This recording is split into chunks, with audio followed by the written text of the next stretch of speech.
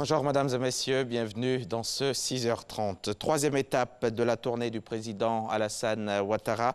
Après le Koweït et la France, le chef de l'État s'est rendu ce mercredi à Kigali, la capitale rwandaise, où il assistera vendredi à la remise du prix Mo Ibrahim à l'ex-présidente du Libéria, Ellen Johnson Sirleaf. Le président de la République aura par ailleurs une rencontre avec le président Paul Kagame. Notre envoyé spécial à Kigali, Viviane Haïm. Après un séjour d'une semaine en France, au cours duquel il a eu un entretien avec le président de la République française, Emmanuel Macron, le chef de l'État ivoirien, le président Alassane Ouattara, a quitté la France ce mercredi pour se rendre à Kigali, la capitale du Rwanda, où il est arrivé en début de soirée. Il a été accueilli à son arrivée par la ministre rwandaise des Affaires étrangères. Le président de la République assistera à la remise du prix Mo Ibrahim pour le leadership d'excellence qui sera décerné ce vendredi 27 avril au cours d'une grande cérémonie à l'ancienne présidente du Libéria, Ellen Johnson Sirleaf, sur qui s'est porté le choix de la fondation Mo Ibrahim pour l'édition 2018 de son prix. L'ex-président du Libéria est distingué pour sa capacité à redresser son pays ravagé par des années de guerre civile. Le président de la République, Alassane Ouattara, sera aux côtés de plusieurs autres chefs d'État de la sous-région pour marquer leur solidarité à ce bel hommage qui sera rendu à l'ancienne présidente du Libéria. Le président de la République, Alassane Ouattara, n'a d'ailleurs pas manqué de relever les très bonnes relations qu'il a entretenues avec Ellen Johnson Sirleaf tout au long de sa présidence à la tête de son pays. Ellen Johnson Sirleaf a été une femme formidable à la tête du Libéria, notre voisin. Et je dois vous dire que je tenais à faire ce déplacement. Et pour le président Kagame et pour Ellen Johnson Sirleaf, la Côte d'Ivoire est en paix, le Libéria est en paix. Je pense que les décisions que nous avons prises ensemble ont contribué à renforcer la paix et la stabilité dans cette sous-région et également dans les deux pays.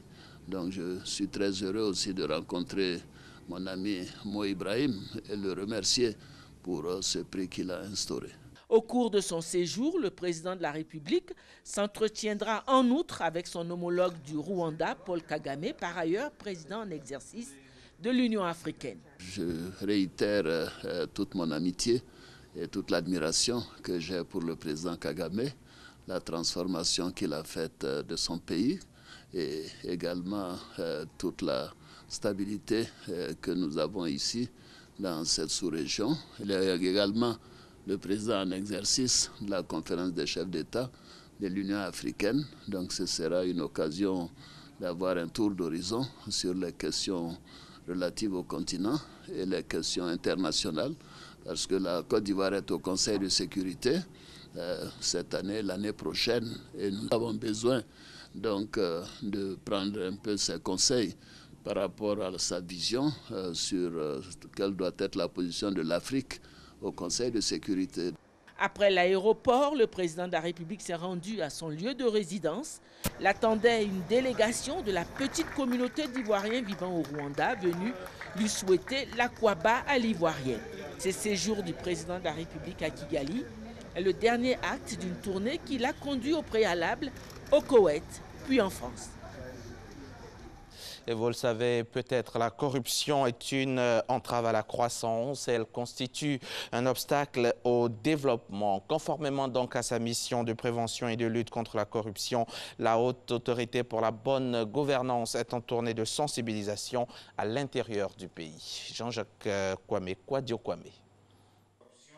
Face au corps préfectoral et aux élus des régions de l'Ifou, du Nzi et du Moronou, l'occasion était tout indiquée pour faire le point et partager avec les participants la situation actuelle de la gouvernance et de la corruption en Côte d'Ivoire, de décliner les orientations stratégiques adoptées par la Haute Autorité pour la bonne gouvernance dans sa mission de prévention et de lutte contre ce fléau. Notre pays est passé de 53 points sur 100 en 2016 à 54,2 sur 100 en 2017. Notre pays est passé de 136e place en 2013 à la 103e place en 2017 soit un gain de 33 places.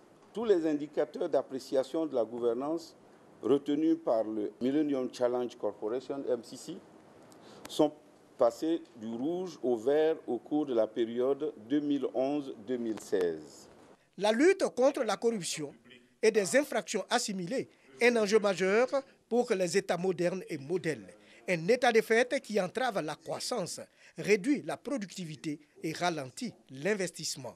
Un obstacle donc au développement. Faire en sorte que ceux qui nous regardent, les populations, puissent savoir que ceux qui les dirigent ont des valeurs.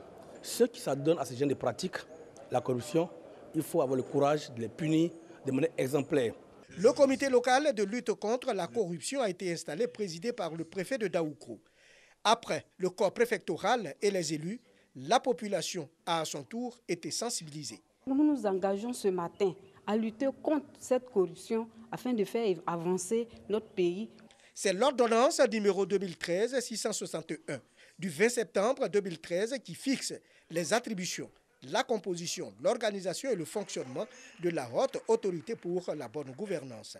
Elle s'articule autour de 4 piliers essentiels: la transparence, la responsabilité, la sensibilisation et la répression.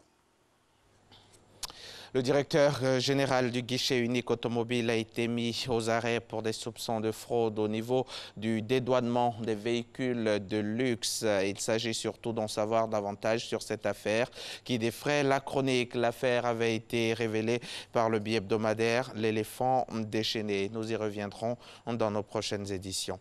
Ce jeudi sera lancée ici à Abidjan la campagne Vision Zéro Accident par l'Association internationale de sécurité sociale. Cette campagne qui concerne l'ensemble du continent africain vise à prévenir et à réduire les accidents de travail. La rencontre va durer 2 jours. Et puis en prélude donc au lancement du concept Vision Zéro Risque, Accidents et Décès en entreprise, l'Internationale des femmes professionnelles en santé et sécurité au travail a organisé un panel entre experts de la question et entreprises pour réfléchir sur les conditions sécuritaires des femmes au travail dans le monde de l'entreprise, mais aussi dans le secteur informel. Notre reporter a assisté à l'activité ce mardi 25 avril. C'est Franck Quadio. On suit. La motricité des doigts de sa main droite, Issa ne l'a plus, mais reste tout de même alerte. Blessé en entreprise en 1999, Issa et ses amis de la Fédération ivoirienne des personnes victimes du travail et maladies professionnelles multiplient les initiatives. Il y a, selon les chiffres de son organisation, plus de 1500 blessés du travail reconnus. Ce sont très souvent les chefs d'entreprise qui ignorent tout ce qui se passe. Donc ça fait que le travail même qui est là, la pression qui est là, fait que même le travail aussi est obligé de faire comme son chef d'entreprise pour produire plus. Et il s'oublie lui-même et ça devient un accident ou bien la mort s'ensuit et c'est malheureux. La même urgence au niveau mondial est justement le mois d'avril déterminé mois de la prévention. C'est le sens de ce panel initié par l'Internationale des femmes professionnelles en santé et sécurité au travail, une activité dans le cadre de la promotion de Vision Zéro, une façon d'intégrer dans la démarche managériale des entreprises bien-être et santé. Cible choisie, la femme en entreprise ou en activité. La physiologie de la femme est un peu différente de celle de l'homme. Donc dans le milieu de travail, elles peuvent être vulnérables face à certains risques dans certaines situations qui les exposent. Par conséquent, il faut tenir compte de leurs particularités, non seulement dans les législations, mais dans les pratiques du travail, dans les dimensionnements, dans les aménagements des postes de travail, de telle sorte qu'elles puissent travailler en toute sécurité sans nuire ni à leur sécurité, ni à leur santé. Il y a donc des dispositions qui tendent à protéger et la femme, mais également les enfants au travail. Et ce n'est pas faire de la discrimination, je crois que c'est une disposition qui tient de la position naturelle même des femmes. Zéro risque, zéro accident et zéro décès, l'objectif poursuivi. Nos femmes qui travaillent dans les laboratoires, qui travaillent des contrôleurs qualité, qui travaillent sur le terrain, peuvent encore bénéficier de plus de protection, de plus d'attention. Et donc ce forum nous a permis vraiment d'avoir un certain nombre d'idées et de pouvoir faire des propositions à la direction générale. Une 5e journée de l'Internationale des femmes professionnelles en sécurité au travail qui va être suivie du lancement ce jeudi du projet Vision Zéro. C'est la fin de ce journal. Merci de l'avoir suivi. À demain, 6h30.